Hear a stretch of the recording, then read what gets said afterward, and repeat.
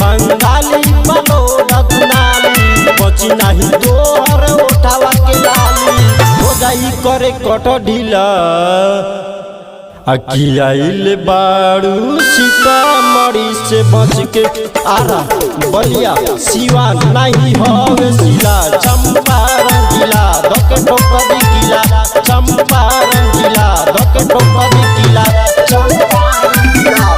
ठोकदी किला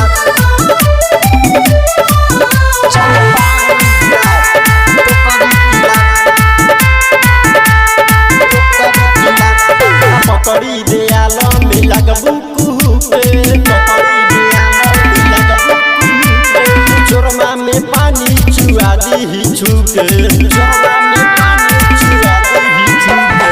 पकड़ी दे आलम में लगबू कुहू पे चोरमा में पानी चुआ दी छुके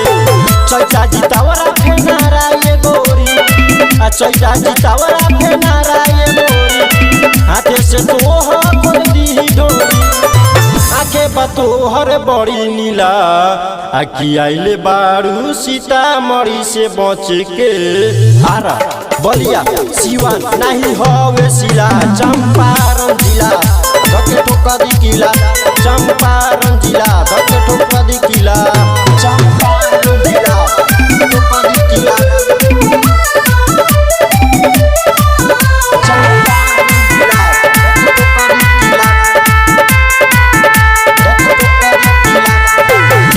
चिड़ैया के जियरा जुरैबू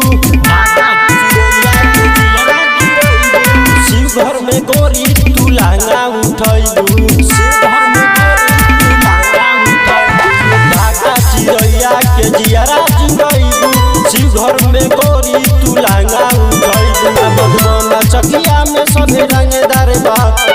मधुबन चकिया में सभे रंगदार बा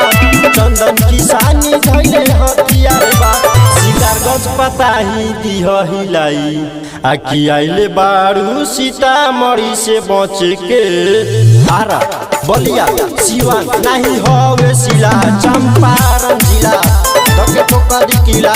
चंपारण जिला धके ठोकदी किला।